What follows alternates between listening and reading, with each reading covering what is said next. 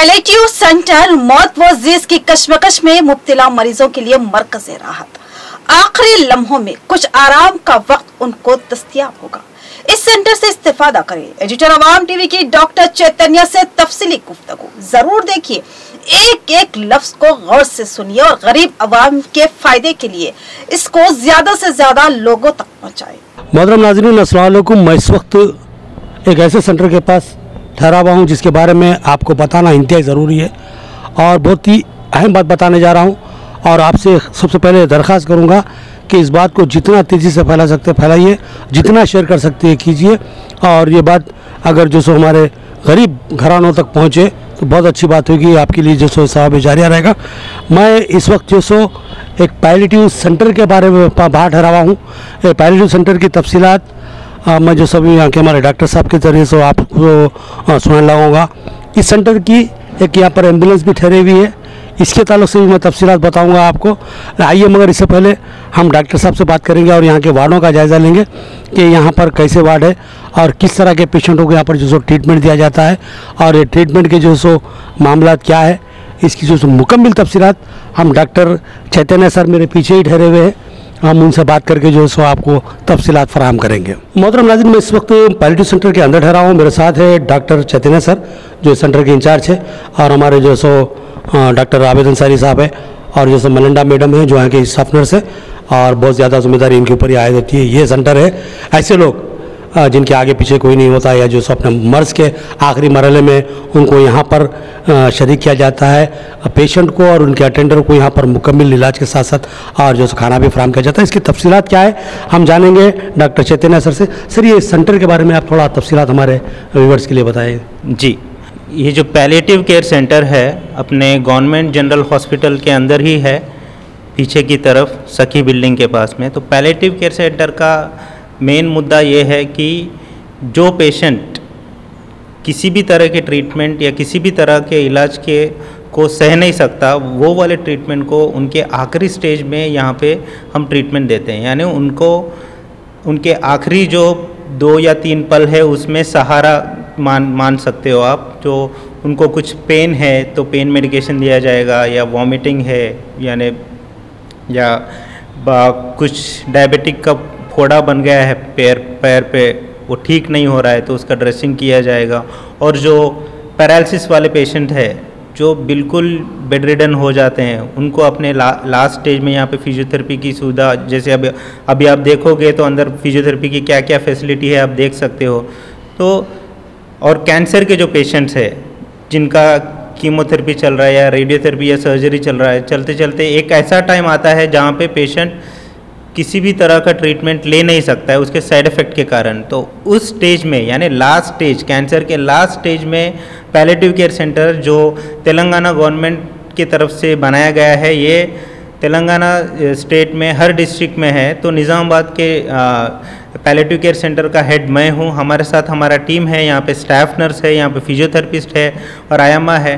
तो यहाँ पे हम पेशेंट को एडमिट करके उनके लास्ट स्टेज में एक सहारा बनते हैं। हम उनको उनका कोई दर्द है तो पेन किलर्स देते हैं, या वॉमिटिंग का कुछ मेडिसिन दे दिया, या कुछ इन्फेक्शन है तो उसके लिए एंटीबायोटिक दे दिया। तो उस टाइप का सहारा हम यहाँ पे देते हैं। यहाँ पे कुछ भी मेजर ट्रीटमेंट नहीं होता। जैसे आप मान लो कि कैंसर का सर्जरी नहीं होगा, कीमोथेरेपी रेडियोथेरेपी नहीं होगा, पर जो किसी भी ट्रीटमेंट के लायक नहीं है वो पेशेंट्स का हम सहारा बनते हैं। यहाँ पे उनके आखिरी दिन में हम सपोर्ट ये कि आप केयर सेंटर है, समझे, आखिरी लम्बे में कि लोग मायूस नहीं होना और बेआसरा बेसहारा नहीं मरना, बल्कि उन्हें आराम से कुछ दिन आराम के मिलना, उनको मकसद ये है। जी बस। और जो पेशेंट है, पेशेंट के साथ जो केयर टेकर रहता है, यानी जो उनकी सेवा करते रहते हैं, उनको हम केयर टेकर कहते हैं। प्राइमरी केयर टेकर का एजुकेशन किया जाता है यहाँ पे कि आखिरी दिन में पेशेंट को किस तरह से आप केयर ले सकते हो। जैसे पेशेंट को एक ही तरह से लेटाना नहीं चाहिए, एक ही तरह से लेटा दोगे तो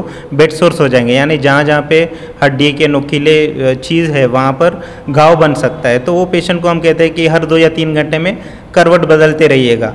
और जैसे नाक की ट्यूब है, राइल्स ट्यूब से ऐसा नहीं कि लेटा के आप खाना दे रहे हो, नहीं, पेशेंट को का सिराना थोड़ा सा ऊपर कर दिया, डाइट दिया आपने, डाइट देने के बाद एक 20-30 मिनट आप ठहरो, फिर उसके बाद लेटाओ। यदि छोटी छोटी चीज़ें जो हम केयर टेकर का एजुकेशन कर सकते हैं, वो सारा प्राइमरी केयर टेकर एजुकेशन यहाँ किया जाता है।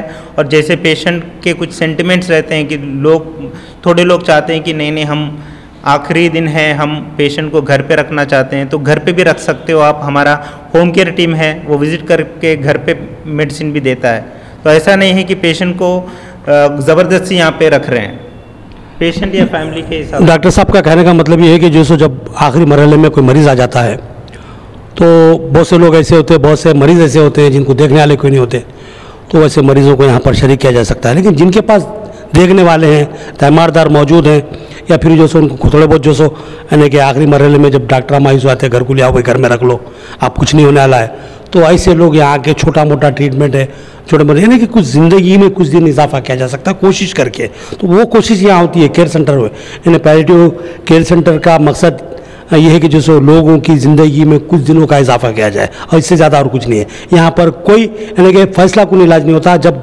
डॉक्टर मायूस होकर बोलते हैं कि जाओ आप घर में दुआ करो, तो दुआ के बाद जो थोड़ी बहुत जो मेहनत करने की है ना, कि कहते हैं कि आखिरी सांस तक मायूस होना कुफ्र है, तो यहाँ पर जो सो मायूसी को छोड़ के अगर यहाँ आ जाए तो इससे जो सो कुछ फ़ायदे भी हासिल हो सकते हैं। जैसा कि डॉक्टर साहब ने बताया कि कैंसर का मामला है, जब कीमोथेरापी, रेडियोथेरापी और जो दूसरे मराइल जब पूरे ख़त्म हो जाते हैं, अब कोई गुंजाइश बाकी नहीं रहती, घर में रहो, तो घर में जो देख रेख रखने वाला कोई नहीं रहता, तो वैसे पेशेंटों को यहाँ पर एक वार्ड में भी बताऊंगा आप लोगों को, उसमें रखा जा सकता है। पेशेंट को घर से लाने के लिए, जैसा कि मैंने एम्बुलेंस का बताया था आपको, एम्बुलेंस की सहूलत मौजूद है। और यहाँ पर स्टाफ नर्स हैं जो मुसलसिल जो सो नज़र रखे हुए रहते हैं, 3 शिफ्टों में अलग अलग नर्स यहाँ पर जो सो खिदमत अंजाम देते हैं। और इसके अलावा जो सो दीगर स्टाफ भी है। फिजियोथेरापी की हैसियत से जो सो फिजियोथेरापिस्ट है, जैसे अगर पैरालिस हो गया या कुछ ऐसा मसले हो, तो यहाँ पर जो सो डॉक्टर साहब हमारे आबिद अंसारी साहब है। तो बहरहाल यहाँ पर वो सेंटर भी बताऊँगा मैं आपको पैरालिस के मरीजों को जो रखने के लिए। तो ज़िंदगी के आखिरी लम्हे में मरीज़ को कुछ खुशियाँ फराहम करने के लिए इस सेंटर को कायम किया गया है। ये हर डिस्ट्रिक्ट में है, तो अपने अपने डिस्ट्रिक्ट के हेडक्वार्टर ऑफिस हॉस्पिटल से जो रुजू होकर आप इस सेंटरों से इस्तेफादा अपने लोगों को करवा सकते हैं। घर में रख के आप यहाँ के भी इस्तेफादा कर सकते हैं, या पेशेंट को यहाँ नहीं ला जा सकता, आप रखना चाह रहे हैं तो यहाँ इतला दीजिए, यहाँ से लोग आके केयर करेंगे, निगरानी करेंगे। जो गुंजाइश हो सकती है थोड़ी बहुत सहूलतें फराम करने की, वो लोग आके फराम करें। ये थे हमारी बात डॉक्टर चैतन्य सर से। तो डॉक्टर सर, अब जो जैसा कि कैंसर के मरीज हैं, मतलब जैसा कि आपने ही कहा था कि मायूस होने की ज़रूरत नहीं है, हो सकता है डॉक्टरों ने कह दिया कि आखिरी स्टेज है, फिर भी अगर कुछ कोशिश की जा सकती है तो आप लोग यहाँ कोशिश करते हैं। पैलिएटिव केयर का मेन मकसद ये है कि जैसे उनको तड़पना नहीं है पेशेंट को। जब पेशेंट का जो तड़प हम कम करते हैं, तो साइंटिफिक स्टडीज़ में देखा गया है कि जैसे मान लो एक पेशेंट 3 महीने में जाने वाला है, तो उनको अच्छी तरह से पैलिएटिव केयर दोगे तो वो 2-3 महीने का और एडवांटेज हम दे सकते हैं उनको, 5 या 6 महीने तक खींच सकते हैं। तो ये क्वालिटी केयर के हिसाब से होगा जो भी। मुझे रात में एक इत्तला मिली थी, हमारे दोस्त फ़ोन कर रहे थे, हमारे यहाँ पर इकबाल अली खान साहब ठहरे हुए हैं, इन्होंने इत्तला दी थी कि जो सो एक साहब है पुलिस लाइन में, लम्बा गुट्टे में रहने वाले मोहसिन भाई, ये लोग जो मुझे इत्तला दिए थे कि जो सो भाई ऐसा मसला है, बहुत ही परेशानी, देखने वाले कोई नहीं, एक पेशेंट को एडमिट कराना है कि गवर्नमेंट हॉस्पिटल में कर सकते हैं। तो मैंने हमारे कारपोरेटर माजिद सिद्दीक के साहब से रब पैदा किया था, उनसे पूछा था कि भाई आप इस ताल्लुक से हॉस्पिटल सुप्रिटेंडेंट से बात कर सकते हैं। तो उन्होंने मैडम से बात किया था उन्होंने, तो मैडम ने मशवरा दिया कि भाई ये पैलिएटिव सेंटर है, यहाँ पर डॉक्टर चैतन्य सर है, उनसे मिलिए। तो माजिद साहब मैं आके यहाँ पर इनसे मिले, तो उन्होंने जिस उसकी तफसीलात हमें फराहम की, और हमने उस पेशेंट को लाकर यहाँ पर एडमिट भी करवा दिया है। और जो सो अभी यहाँ पर जो सो उनकी निगरानी शुरू हो चुकी है। हमारे जो सो माजिद साहब की तवज्जो से हम यहाँ पहुँचे हैं।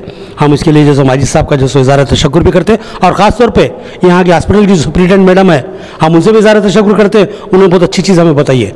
आखिरी मरहला ज़िंदगी का बहुत ही मुश्किल होता है, इंसान किसी से तड़प के दम तोड़ता है, ऐसे टाइम पे उसके अपने भी बाज़ वक्त आँखें मूंद लेते हैं। ऐसे टाइम पे ये सेंटर बहुत मायने रखता है। ये बात थी जो आप तक पहुँचाना था। आइए हम देखते हैं सेंटर कैसा है। यहाँ पर जो है सो देखिए बेड्स है, और अंदर कुछ पेशेंट्स भी है। ये पर्दे हटा दीजिए, तो यहाँ पेशेंट भी है। अभी यहाँ पर ये पैरालिसिस के पेशेंट है, अभी इनका ट्रीटमेंट चल रहा है। और सुन के ताजमहल यहाँ पे इनको कुछ बेहतरी आ रही है इनके मामले में।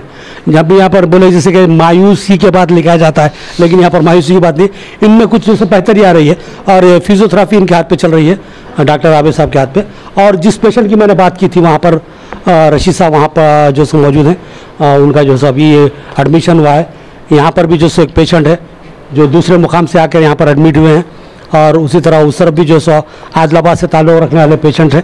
तो बहरहाल दूसरे डिस्ट्रिक्टों से यहाँ आ रहे हैं। तो मेरा बोलने का मतलब, ये बात पहुँचाने का मतलब, मैं बार बार ये बोलूँ कि शेयर करो।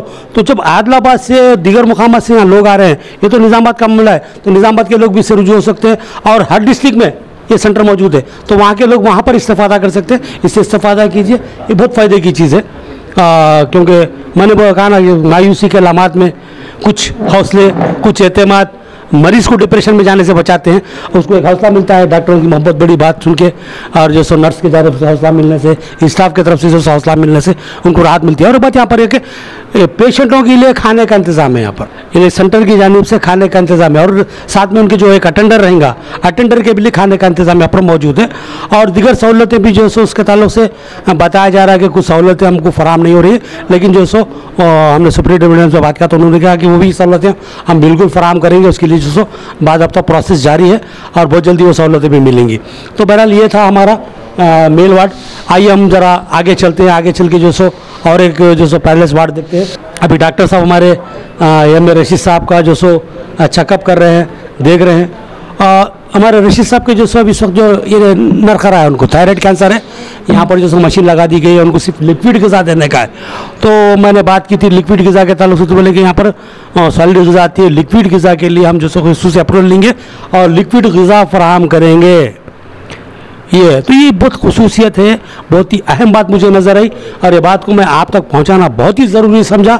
बात मैं आप तक पहुँचा रहा हूँ। अपने जो मरीज़ हैं जो आखिरी मराइल में हैं, उनको यहाँ लाइए, उम्मीद की एक किरण जागेगी, कुछ दिन खुशियों से अपना वक्त गुजारेंगे यहाँ पर और उनको इलाज मिलेगा। और नहीं अपने घर में रख कर कोई इलाज करना चाह रहे तो यहाँ की खिदमत से, जब डॉक्टर मायूस है कोई इलाज नहीं करना चाह रहा, तो वैसे लोग यहाँ रुजू हुई है, डॉक्टर चैतन्य सर से मिलिए, और यहाँ से जो सो स्टाफ घर पे आएगा, घर पे आके जो सो आप लोगों को जो सो मदद करेगा, आपकी तिब्बी खिदमत फराहम करेगा, अद्वियात भी देगा, और जो सहूलतें फराहम करना है वो फराहम करेगा। तो ये थी कुछ बातें आप तक पहुँचाने का। मैं आपको एक बार पैरलेस सेंटर दिखाऊंगा, वहाँ पर किस तरह से इलाज होता है। डॉक्टर आबिद अंसारी से बात करेंगे, हम पूछेंगे कि यहाँ पर जो उनका कैसा, जैसे अभी बता रहा हूँ मैं, यहाँ पर एक पेशेंट है बिल्कुल पैरलेस हो चुके थे, अब कुछ बरकत आ रही है उनको। ये बहुत बड़ी बात है, मायूसी के बाद उम्मीद की एक किरण जागती हुई यहाँ पर नज़र आ रही है। मैं ये बताना चाह रहा था मैं कि बिल्कुल मायूस हो गए, लेकिन ज़रूरी नहीं है कि मौत और ज़िंदगी का देने वाला अल्लाह है, ज़िंदगी ना मिले, ऐसा तो नहीं हो सकता। तो बहरहाल कोशिश हमारा काम है, कोशिश करना चाहिए, इस सेंटर से फ़ायदा उठाइए। मेरा बोलने का मतलब ये है। पैलिएटिव केयर सेंटर, आप जब हॉस्पिटल के अंदर, गवर्नमेंट हॉस्पिटल निज़ामाबाद में घुसते हैं, तो लेफ्ट साइड जैसे आप गेट में घुसे, लेफ्ट साइड मुड़ते हैं तो आप पोस्ट मास्टर रूम की तरफ जाते हैं। पोस्ट मास्टर रूम की तरफ मुड़ने के बजाय सीधा आप आगे चले जाइए, वहाँ से जो सो राइट को टर्न हुई है, लास्ट जो राइट टर्न मिलता है आपको, राइट टर्न हुई है, वहाँ सखी सेंटर है। सखी सेंटर के बिल्कुल बाजू ये पैलिएटिव सेंटर है।